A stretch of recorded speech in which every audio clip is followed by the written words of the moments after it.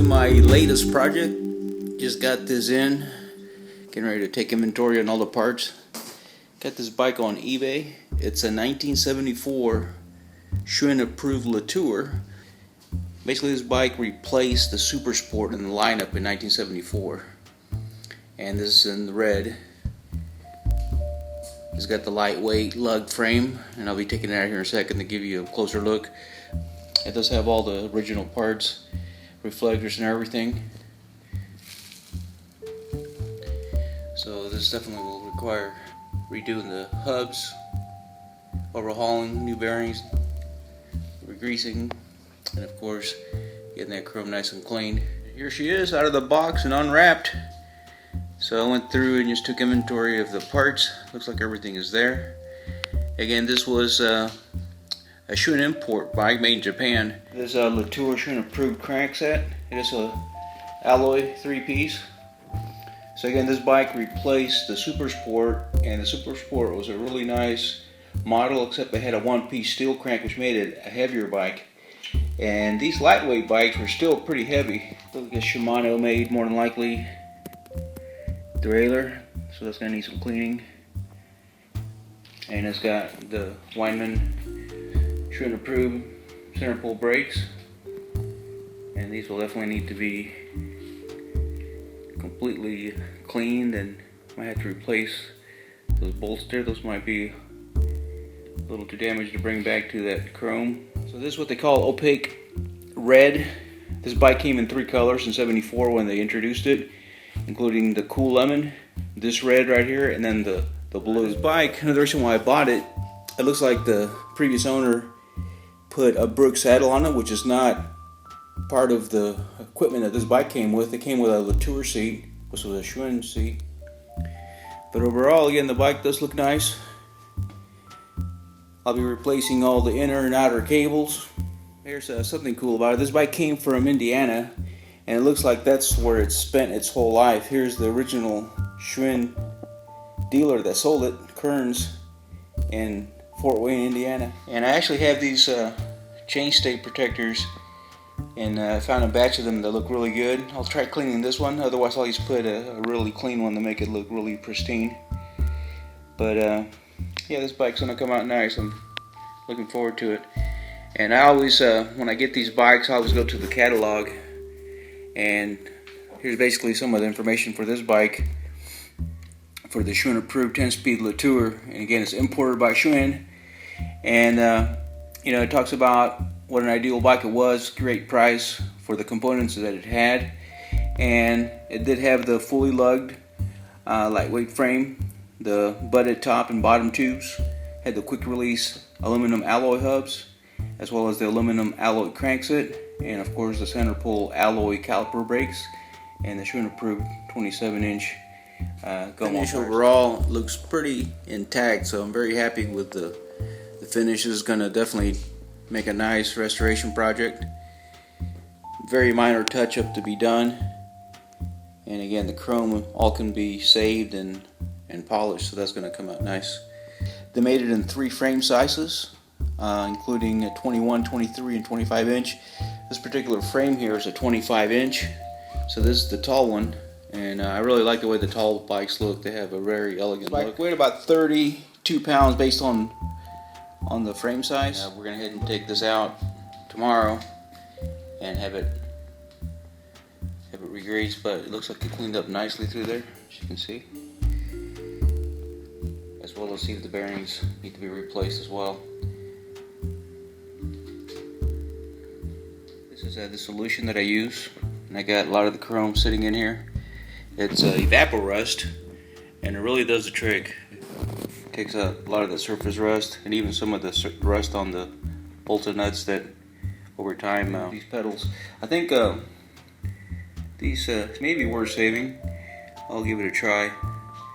Otherwise, I'm going to see if I can just find some replacements online. The straps definitely have to be replaced, and but these will clean up nice. You'll be surprised how nice this will come out. Brakes definitely will be taken apart and cleaned up, and I already took the tape off the handlebar and actually polished it a little bit too. This quill is going to clean up nice. I already put this in the evapor rust, and it took off all the rust that it originally had. And then I'm going to go ahead and shine this thing up. It should look very nice. Front derailleur definitely needs to be cleaned up. It's all Shimano stuff, but it should be a nice build. Here it is. Looks like we were able to get the crank repacked, and we put new bearings in it, so it's definitely working great. Cleaned the chain up and reinstalled it, and we got everything ready to go. Got the wheels cleaned up as well as the hubs overhauled. Brand new bearings are spinning beautifully, and got some tires, some Gumwalls we're going to install on there. Here's the rest of the components. Got the fork and the headset, brand new bearings, all cleaned up, ready to be installed. Front derailleur cleaned up very nice. It looked like it was all rusty, but it was just dirt, and that really came out a lot better than I expected. I thought I might have to even get a replacement, but this actually came out. Rear derailleur also cleaned up nicely. And the pedals really surprised me how well they cleaned up, including the chrome on these toe clips. I thought they were definitely going to be toast, but that evapor rust really did the job, along with the pedals. Took everything apart, overhauled the bearings inside there, so the things are spinning really nice. And then I went ahead and picked up some Christoph straps to finish them off. The original straps were just way too gone and brittle to maintain on. Here's the rest of the parts. The cable guides for the bottom bracket, for the shifting, and completely assemble this. Gonna put it all together here in a second. Here's the brake system. These cleaned up very nice as well. Even the bolts that I thought were gonna have to be replaced cleaned up nicely. Every single little component really shined. I'm gonna put new brake pads on it, and these will be replaced. These are way too. This is what usually happens to these brakes, or these brake cables. They break at the ends, and they get discolored like that. And I'll just put on these rear and front. And I'm gonna go with white tape. I saw an example of one of these bikes with a white tape, and against this brown, it's gonna look really nice. So that'll be a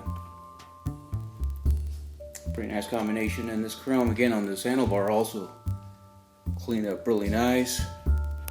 Okay, so now I'm gonna go over the entire frame and touch up all the little dings and nicks that are pretty small, but when you touch these up, it'll make a big impact on the way the bike looks as a whole. So all these little imperfections, little chips, I'm going to go over with a little applicator and just touch them up slightly, just to cover. Got pretty lucky and found a very close color. This opaque red is a little bit easier to find than the sunset orange. That's a real orangey red seen on some of the varsities and continentals. So that's going to be pretty close. And I have ways of actually making that match a little bit more by adding another color red to make it even lighter. But that looks pretty close. So I'll just go through and touch up all these little dings found on the bike just from normal wear and tear. I just spray a little bit of the can right into a little bowl, and then I use these applicators. They're really good because they absorb the paint, and they have very rigid points, and they're firm, so they don't bend like a brush does, so you can actually pinpoint right where you want it. So I really like using those. And again, I spray just enough paint just to go over all the little areas there. So I went ahead and touched up the entire frame. As you can see now, it's a very smooth, even finish on it now. All the little dings and nicks have been covered up, and the overall presence of the bike is definitely very pristine. So we're gonna let this dry overnight. And this part right here had some road rash on the fork, and I actually went ahead and used a couple of strokes of spray on here just to give it a nice even coat versus little touch-ups, because there were scattered little blemishes, and that actually came out nice, and the color blended really well. So yeah, I'm very happy with how the touch-up came out, and now looking forward to putting all the chrome on it.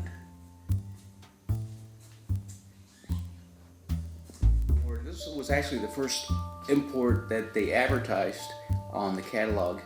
They had a couple other imports in 1972. They made a really nice World Voyager, which I'm planning to get one.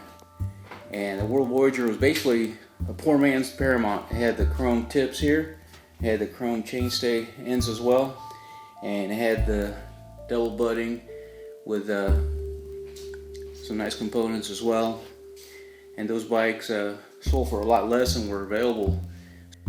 They were sold in the dealerships, but they were never advertised in the catalog. So if you look at the 72, 73 catalogs, you won't see those bikes featured on there. And this bike was actually the one that replaced the Super Sport in 1974, and it was actually featured in the catalog, and it was featured as a Schwinn Approved import. And again, it was made in the Panasonic plant in Japan. So overall, the workmanship's really nice on this bike, and the finish is very nice, very cool color. Okay, moving right along, we got most of the parts on. Chrome came out really sweet. Here's how the pedals turned out. This chrome really came back to life, and again, these pedals are in great shape. This bottom bracket area cleaned up really nice. No rust, no chips. It really looks nice, and then all the chrome components also cleaned up nicely. So again, this restoration is going as planned. The brakes cleaned up perfectly. Again, this crank here cleaned up very nice as well. Waiting for that dust cap, that should really make an impact. But yeah, really excited how these pedals turn out on both sides. And again, this is the original Schwinn toe clip, so I was very happy to be able to keep that original part. There's the Le Tour derailleur, cleaned up really nice. I was very happy to see that. Chainstay protectors, I was able to get a hold of quite a few of them, and these are all reproductions of the brand new, and they look really good on the bike. The rims have been completely cleaned and trued, and these things are ready to be mounted with some tires. These rims are straight as an arrow, so very excited to see those things spin so freely and straight.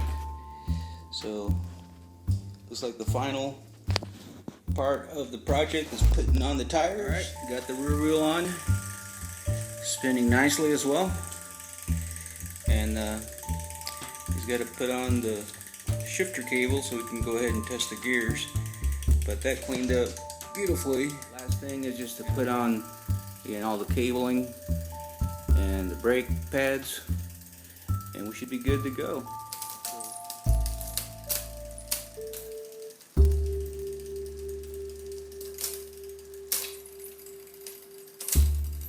And there she is. It's all done. So you just install the final components, including all the brake cables, shifter cables, and all the brake levers, and it's a done deal. Looks like everything installed just fine, cleaned up well, and the end result is very nice. Very happy with how the bike turned out.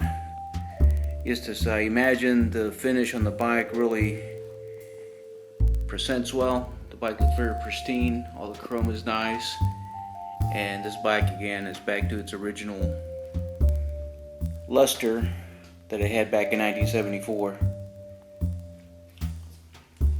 A few modifications were made to the bike, including not using the spoke guard. That was inspired by the European market and closer to home, the Paramounts that I had just restored. Really like the way that it looked without the chain guard, that trim that goes around there, and the spoke guard, which is typical of all the Schwinn road bikes. And then the previous owner had added the Brooks saddle, which created that look as well. and because of that, like I mentioned before, I added the white bar tape and then the brake hoods that really set it off and give it a really nice classic look. Again, this bike had some nice features, including the lugged frame, and for its time it was a light bike. It was part of the lightweight collection for the Schwinn 70s bikes. It weighs about 32 pounds, 25-inch frame, but the bike is solid as can be and very durable, and seems to get up and go as well. So again, this has been a bike that I picked it up for a really good price and invested just a little bit on parts and labor, and it's been definitely a nice bike to work with. I'm going to put her down here in a second and then take her outside, take her for a spin, and take some shots outside to get that sunshine on that beautiful red paint. And here she is out in the sunshine. Again, it's been a pleasure building this bike. I hope you enjoyed it.